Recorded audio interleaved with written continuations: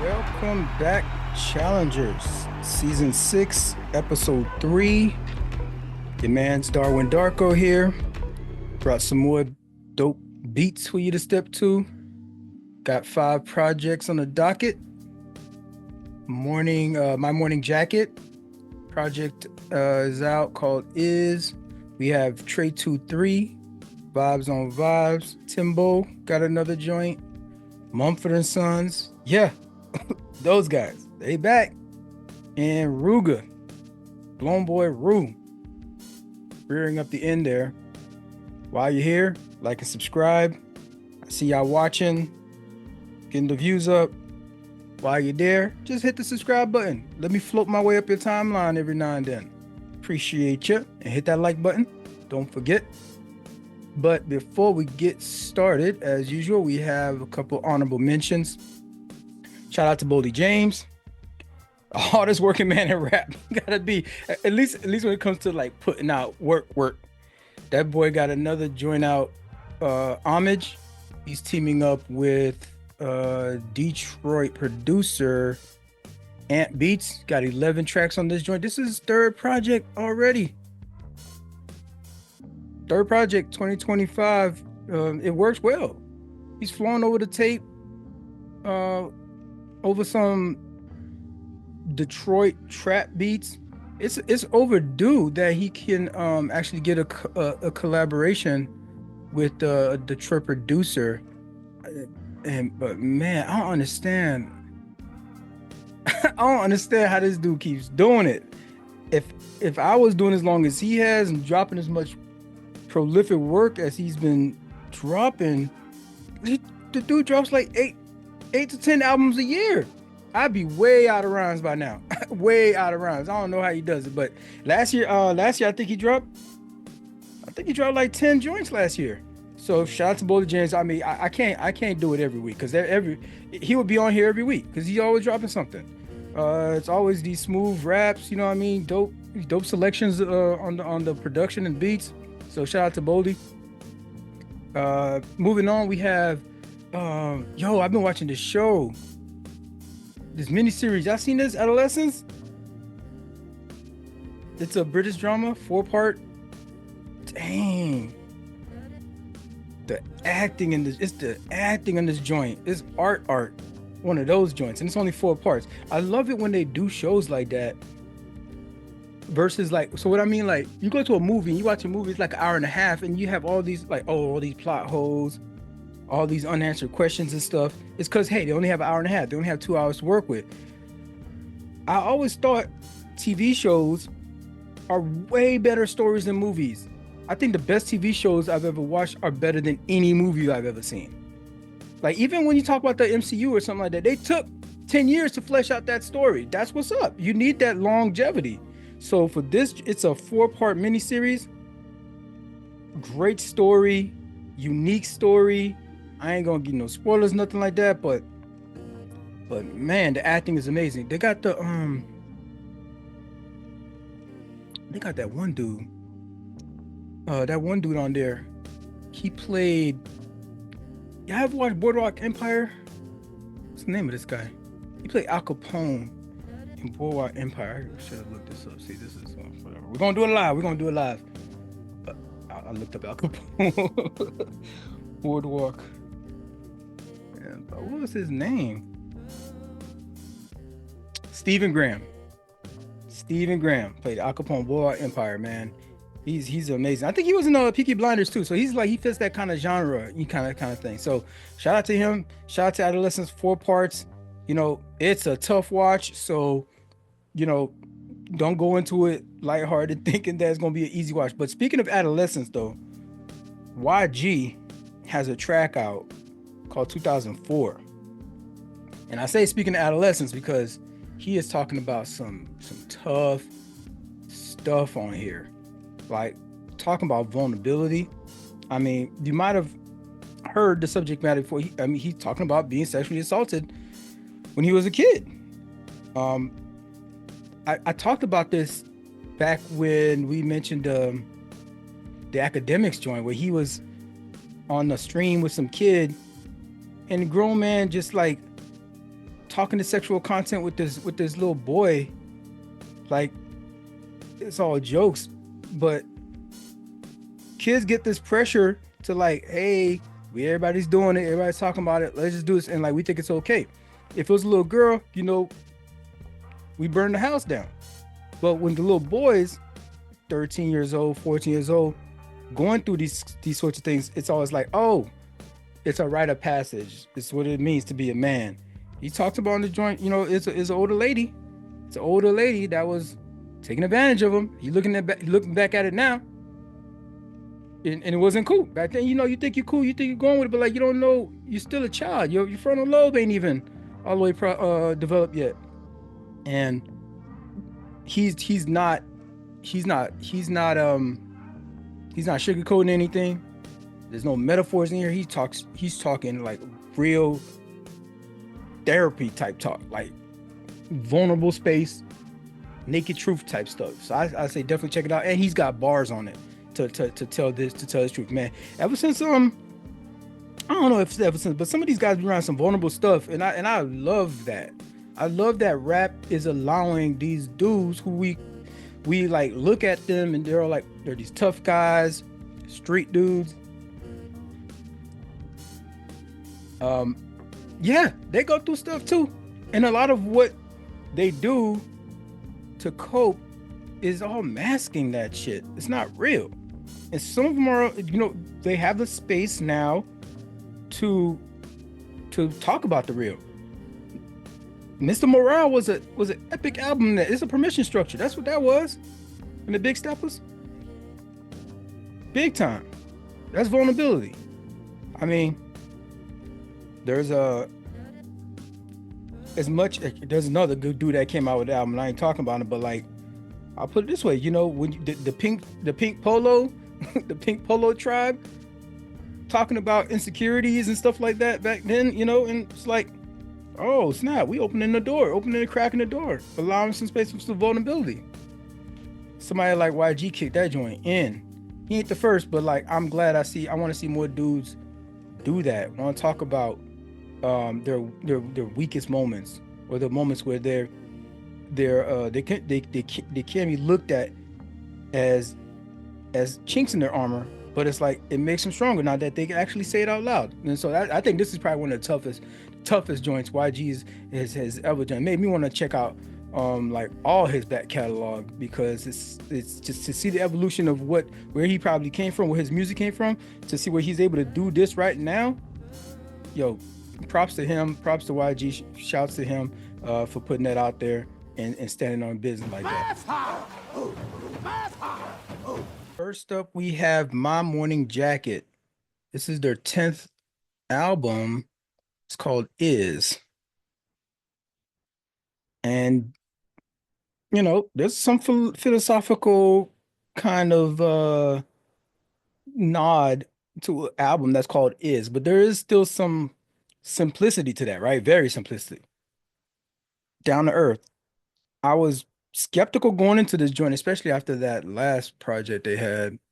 That last project it fell a little flat for me, but this feels like a band that is, they firing on all cylinders. They feel rejuvenated, but it's nothing.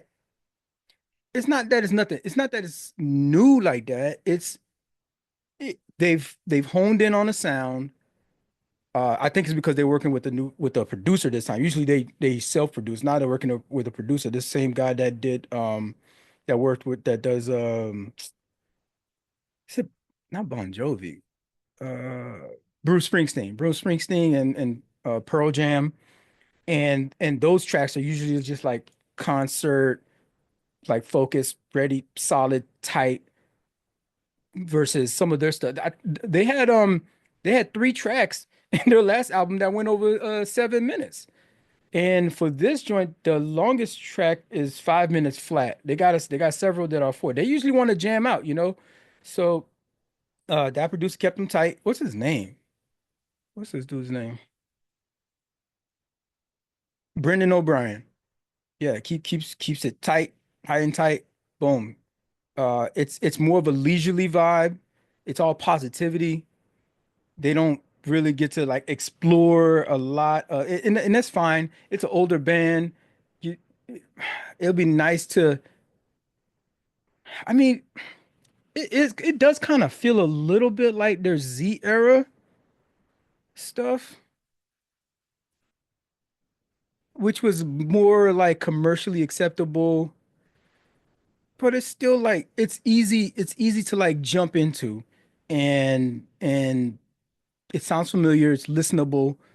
If you're a newer if you're new to Morning Jacket, which is kind of wild, if you're new to Jacket, this is it's easy for you to get into. It's not intimidating as far as alt rock, Americana rock.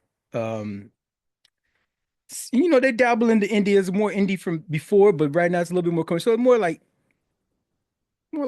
Southern rock kind of joints. The dueling guitars on this one track. What was that track? Die for It goes crazy. Matter of fact, the last three tracks of the album are amazing. Like they really closed the album really solid. Squid Ink, Die for It, River Road.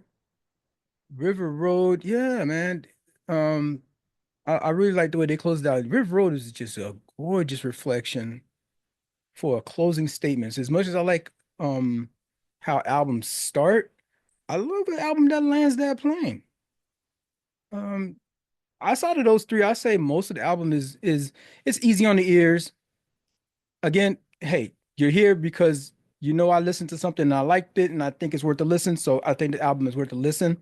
It's not my favorite Jacket project, but it's all positive vibes here. I can see this being a project that grows on you. I had to listen to it a couple different times to to really kind of pay attention. Like, oh, okay, yeah, this is cool. This is nice. It's festival ready. You give them a solid 30-minute slot somewhere. I mean, this album is only 10 tracks. It's 39 minutes. That's not bad. I could see them playing maybe like maybe four or five tracks from this, but then they're gonna have to go to the hits. You know what I mean? So I ain't got no problem with it. It's a fantastic album for the spring. Just it's a spring's beginning. Roll down your windows, turn up the volume, and just drive. Vibes on Vibes. This new album by Traetwothree. He pays tribute to his roots in his music and in his name. Trey 32323. So 323. That's LA right there. LA area code. This kid is a singer-songwriter inspired directly by Tank, Tyrese. He says Erica Badu, and Isley Brothers. You can hear it, the influences in his sound. But he's also a mix of because he's also Nigerian. Like his pops is Nigerian, his grandma's Nigerian. And there's a way he like I don't know if he has a hand in the production, but he slips in some Afro beats and stuff in there. But maybe that just he's got a good ear and he helps select the beats and whatnot. But it's R&B. It's traditional R&B. There's hints of progressive R&B in it, but I ain't gonna do that to him. Because I don't want it to seem like, and I have to check myself. I don't want just because a young person is doing R&B, oh, it's always gotta be progressive R&B. They can do traditional R&B too. It ain't just gotta be the old heads. So you can still say that R&B, traditional R&B, is alive and well, especially if the youth them are picking up on it and keeping that thing alive. I mean, that boy's singing. He's singing.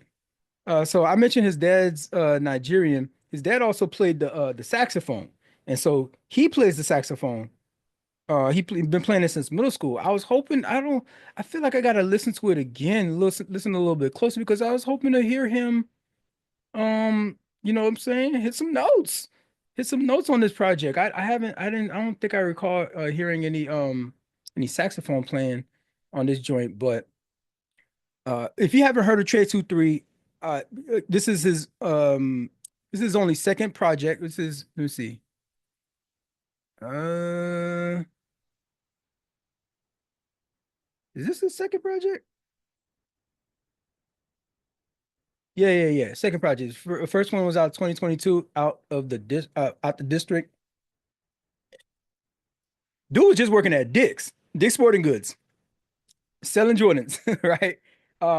And Nick Cannon and his people rolled up, and he was just trying to sell him some shoes. And he said, "Hey, by the way, I do music too." Passed him the tape. Nick listened to it and signed him. Signed him was an Incredible Imprint. That's Nick's joint. It's a subsidiary under Atlantic. Nick was like, "Yeah, this kid is fire. I want to work with him." And he shows different sides of South Central's story in his music. I know that we think of South Central, we don't think of R&B. You know what I mean? Especially he's talking about, well, he said, what he said, my music sounds like South Central at nighttime. I know at nighttime we don't think of South Central being like, you know, vibing out that way in some R&B type joint, but he's there's another side that we may not know about, and he's here to like show that side. That's the vibe I want to give people if I'm going out after dark. I'm linking up with the homies and maybe some girls.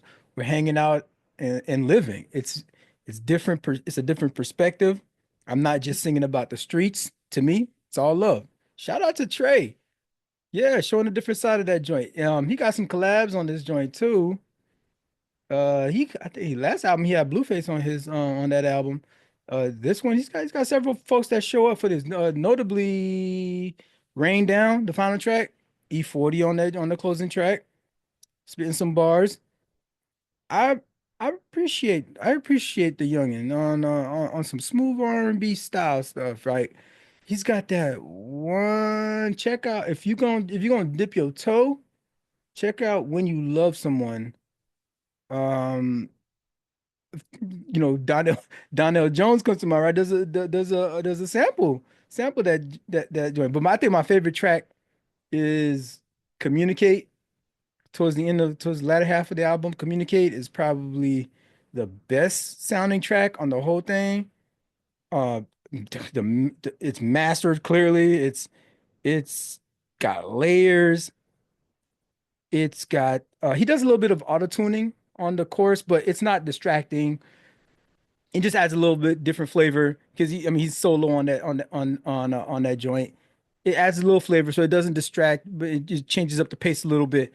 But it's the best sounding. It's a little bit stripped down. The whole track is a little bit stripped down, so his vocals have to carry the whole thing. And then the last like 30 seconds of this joint, the strings play out and it just ends beautifully. So shout out to Trey and his ear, you know what I mean, and his writing. Obviously, he's got a bright future, and I guess Nick Cannon knows how to pick him. From the moment I pressed play on Timbaland's Timbo progression, I knew there was more than just another Timbaland project on the way. This thing is a full sonic experience. The heartbeat of this album is rhythm. It's it's a instrumental kind of album, but it's more dance, Afro beat slash Afro music, African music. It's the rhythms. It's groovy, the polyrhythmic percussions, the layers. It's a fusion of high life, dance hall, and hip hop. Um, I love the way like Timbo, he calling out his DJ. This is what artists used to do. The main feature it was the DJ, the producer, and it's all about him mastering this energy that he builds throughout the whole thing. It's a whole feeling that Timbo puts together you just can't ignore. It's there's these rhythms, the grooves, native instruments. I assume they're native instruments. They sound like African native instruments, but it's all percussion that he wants you to zone in on. The bass lines are deep. Instrumentation, like I said, is layered. Uh, for all the way from the drums and even the synths, there's like nuances in there that you got to listen to multiple times. So, oh snap, he added that. I didn't even like it's. He's a master at this thing. The collaborations are seamless. These artists, I don't know if it's the same guy, it sounds like the same voice of the artist that's featured on there, but the artist isn't even. It's hard to say it's featured. It's more like somebody doing ad libs or a hype man kind of thing, right? Not really verses going on. It's not really bars. Nobody's dropping nothing. Nobody really singing them a lot on there. There's a couple lines here and there, but it's mostly like, hey, we're focused on the music. We came here for the beats and the percussion, and he's got his signature sound on there. You could tell it's Timbo. I I just wish that they didn't listen to the other vocalists. And listen because I want to check out some of these somebody new. I want to check out some new music, but none of them are listed. Maybe when there's an update to it or something like that, they'll show who's featured on there. I even looked at the let me look at this again. The credits, song credits. So like I'm looking at this one track. Yeah, that Pound Logo Bounce. That written by Justin Mosley, Jordan Mosley. So those I think those are a production duo, Mosley's. Um, funny enough, Tim's last name is Mosley. Wonder if they're related. And it doesn't say is it just says performed by Timbaland.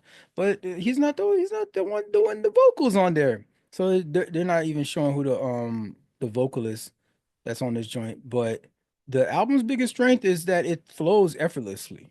It's not one of those continuous segue albums, but it's curated.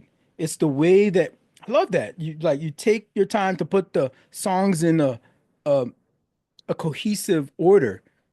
I like that. And you got 28 minutes of it. So this is not a problem here because usually, something under 30 minutes, I'm like, right, I need more. I need some more substance. But like because it's an instrumental album, you can kind of put that bit on repeat. It's like you put that bit on repeat and play it over and over. You don't even know when it begins, when it ends, and because the way it's designed, the way it's structured, it doesn't miss a thing. It's dope. It's immersive. You can you can vibe out to it like a whole party kind of thing, but it's very very danceable. So there's that. With every listen, it gets better, and you discover something new. So for longtime fans, you if you know you liken the Timbo sound, like, oh, this is a hey, this is a new this is a new twist, right? On some joints, but you can still tell it's Timbaland. Like when you listen to I mentioned again Pond Logo Bounce. It reminds me of that Tweet song with Missy. Ooh, there goes my shirt over my head. I think it goes like something like that. Oh my, there goes his hands all over my. Dang, how did that joint go? It goes something like that. You know what I'm talking about? That, yeah, it's got a little bit like the sharp dun, dun, dun, dun, dun, dun, that goes. Yeah, I'm like, yeah, this is Timbaland. You could feel some elements of that joint. I love it. This isn't the first time he's like stepping out like this. I talked about that last album, that last project was in 2024. Yellow. Yeah, Yellow. That joint was a not a meditation. What was that? Not a meditation. It's not a meditation album. He had a Mate Mate Maze. What was this dude's name? It was Mindstream, right? Malte Martin. Mindstream. It's one of those. I want not meditation, mindfulness. Yeah, mindfulness joint with the steel drum. No, it's the pan. Doom, doom, doom, doom, doom. Fucking amazing, man. I love that joint. And so this is another one. He's like stepping out of his lane. He's not like actually producing like some a vocalist that's or featuring a vocalist that's like Missy or Justin Timberlake or something. Like no, this is his project. He's the star, and he's showing you this dude just like, oh, give me room. He could do whatever he want. This joint is vibrant, it's dynamic. Do yourself a favor, hit play, put that joint on repeat, and let the music take over. Hey, welcome back to Mumford and Sons, Rushmere. This is their first joint in 7 years, and many changes have occurred. It's now a trio, and Marcus Mumford, he had a solo album in 2022. This album feels more like a return, kind of back to their roots of Sigh No More and Babble. Everyone remembers tracks like um Little Lion Man. Remember that one? Weak little lion. How did that jump go? From the start. Li Lion Man, you know, and then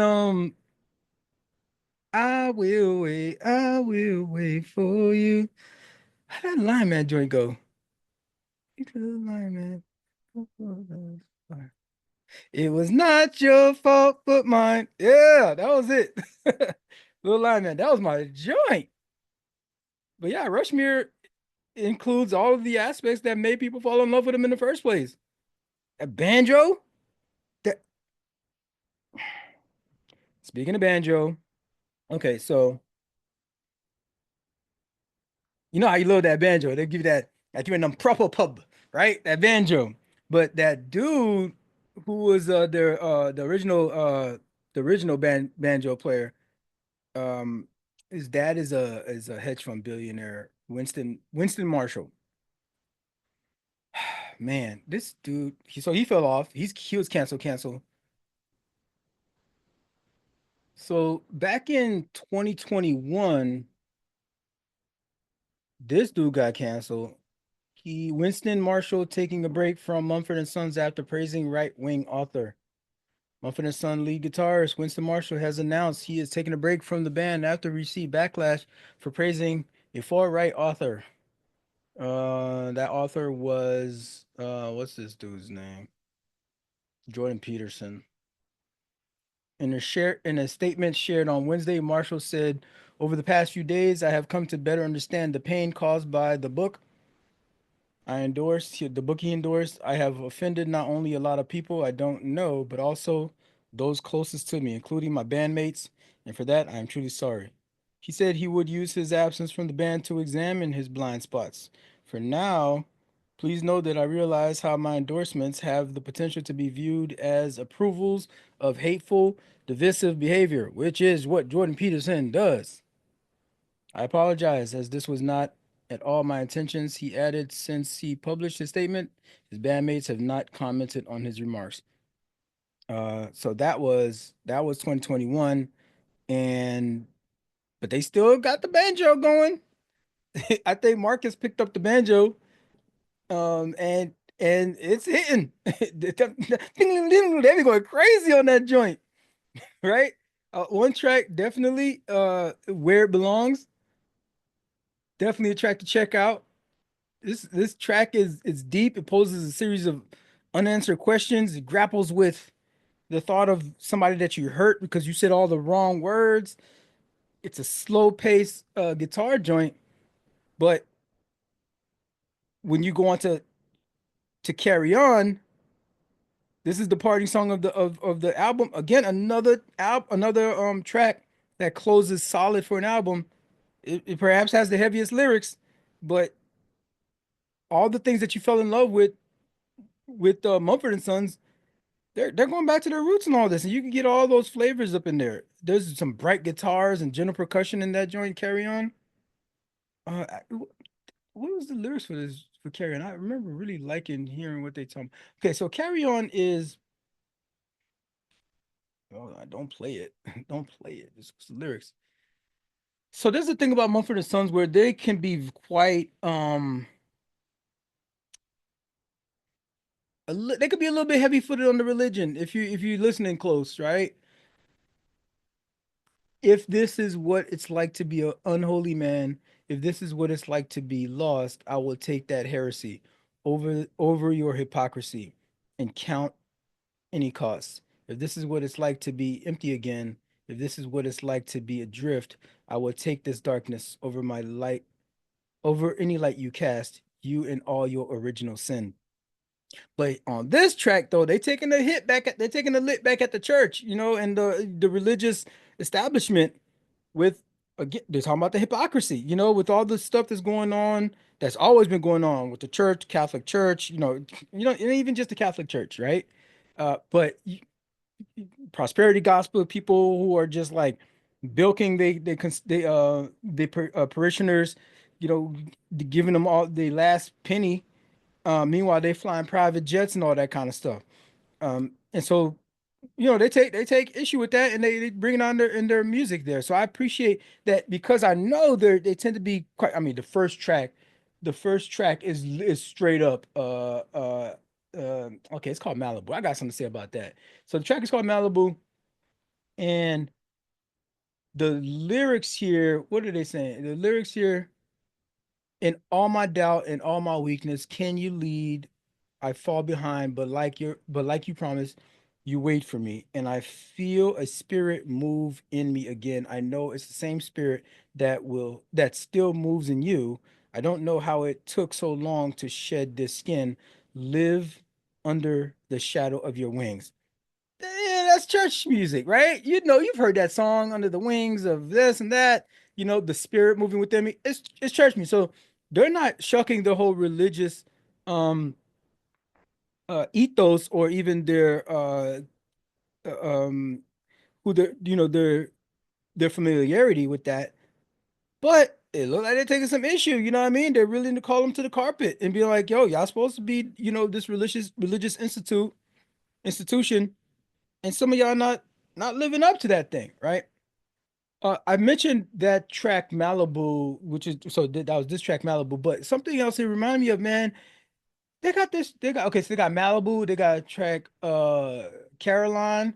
I thought that album was called Rushmore at first, right? So I was really feeling tight. But it's called Rushmere. Rushmere is a lake, or a lake or a river or something like that, near where they're from, right? They're a British band, alt rock, indie folk British band. But then I'm listening to some other tracks and they're talking about Arizona. It feels like a lot of pandering. Feels like a lot of pandering to the American audience. Like I can't. I'm traveling the world in my music listening here, and y'all just pandering to the American stuff. We got plenty of that already here. They even went and recorded this joint in Nashville. Well, part of the project they recorded in Nashville, and some in Georgia. Like, bro, like y'all could do y'all thing. Y'all don't have to like pander to the American audience like that just to be accepted. I ain't like that. That's my one gripe. But across the 10 tracks, it's a short project, 34 minutes. Uh Nothing long. They got a couple tracks that are like 4 minutes, 8 seconds, but it feels full because the musicality is full. The layered guitars, the banjos, the harmonies, it feels full. So it's satisfying. And it's a welcome contrast from uh probably the last few, because I feel they started getting more and more pandery in their previous projects, but this one brings them back to uh their folksy heritage, even though they're catering to Malibu and Carolina and all that stuff. But even Malibu is not even about Malibu. I don't know why they called it that. Um, but it's a it's a revival to their sound. It's not gonna win any new listeners, but if you've been um craving them getting back to their lane, maybe the nostalgia play is what it's gonna be. It's gonna get them across the finish line. Now, this is how you start an album. Allow me to reintroduce myself. My name is Ru. I mean, he doesn't say that, but the track is called Reintroduction. Um, but he starts off this album strong. I jumped in this joint and I was like, okay, let's go. I'm sitting up. I'm ready to listen. I've been looking out for you, boy. And yeah, he gave us a fire project. In just a few short years, this he's becoming one of Nigeria's biggest artist. Blownboy Ru. This is only his sophomore project. Since his last joint in 2023, Rule the World, which is always going to have a special place for me. That joint was just that good. Um, and I could like I listened to this and I'm like, oh wow, he's he's a full-on artiste. That boy mixing his signature Afro beat and dance hall style, with the like a little Jamaican vibe, dance hall kind of energy with it. On this thing, he kind of goes away from a little bit. He goes a little bit away from the bad boy heartbreaker kind of vibing, like leans a little bit more into um a little bit more vulnerable, but it's way more versatile overall.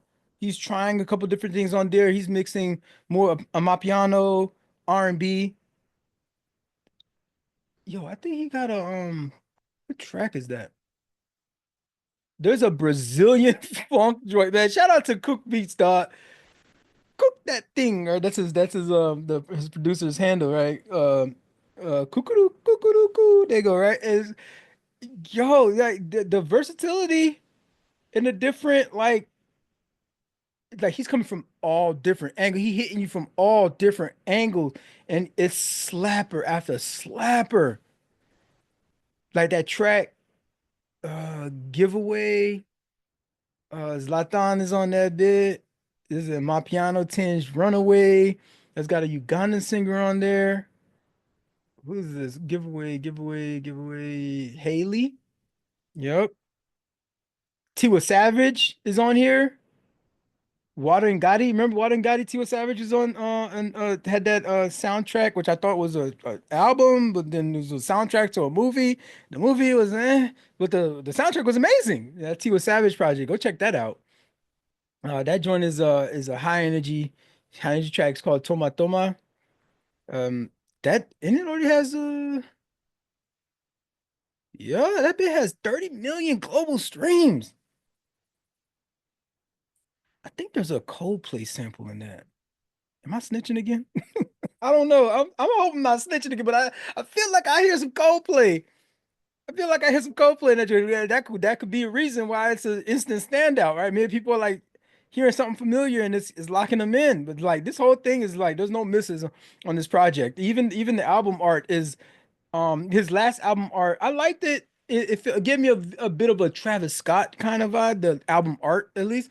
But this one is he's way more centered on the album art. He's way more I guess like, back to his cockiness. I suppose he's because his first album in 2022 it was just him on the album, and so then he had the Rule the World where he's not even on there. It's just like a um what would you call it? An abstract art kind of thing.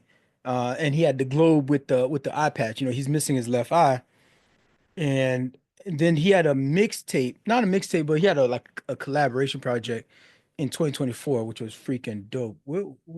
Yeah, that was him and Benson. Yeah, that joint was fire. I need to go revisit that joint. But yeah, he's featured prominently on this one. The women are like raising him up or admiring him on there. He's like really like he's it's like saying he's arrived. And he's saying it's a reintroduction, which is the first track, but I don't know.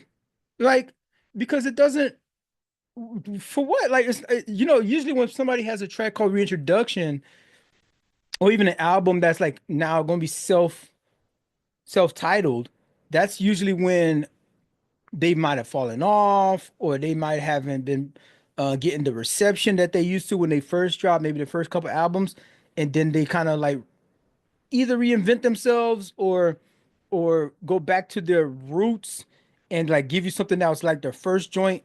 And it's like, allow me to reintroduce myself, right? But nah, like what you reintroduced from what? Your last joint was a hit, your collaboration was a hit, and all these is a bunch of hits. This feels just like another like step forward in the story that you're building with Blownboy Ru here. So okay, you ain't had to reintroduce yourself to me. I'm a fan.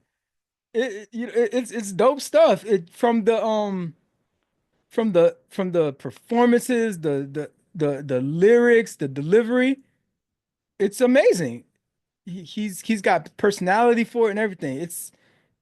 This right here. I mean, this is he's the most. He's got to be the most in demand Nigerian artist out right now. Got to be. He heads out. He's actually going out on tour. Looks like he's going on tour in the US and in the EU. He's going in the US. He's gonna be like, man, he's going all over. This dude's all over the US right now.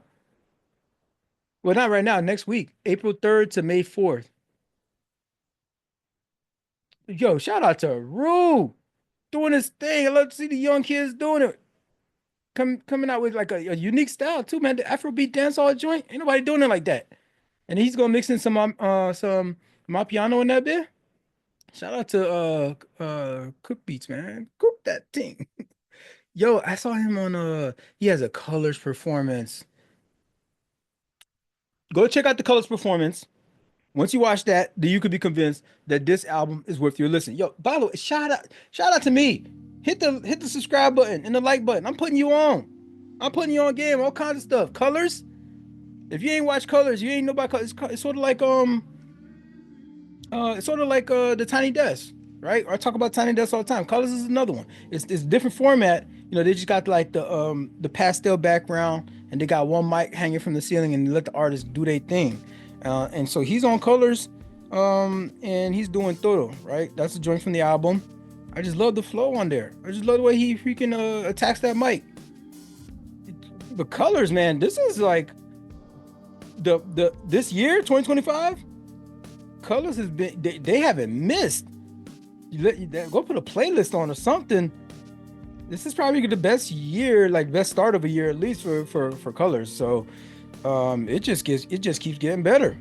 So shout out to them. Shout out to them discovering Ruga. And that dude has a bright future, and I'm on board. Yeah, I hope I'm sitting in your seat right here next to Coco.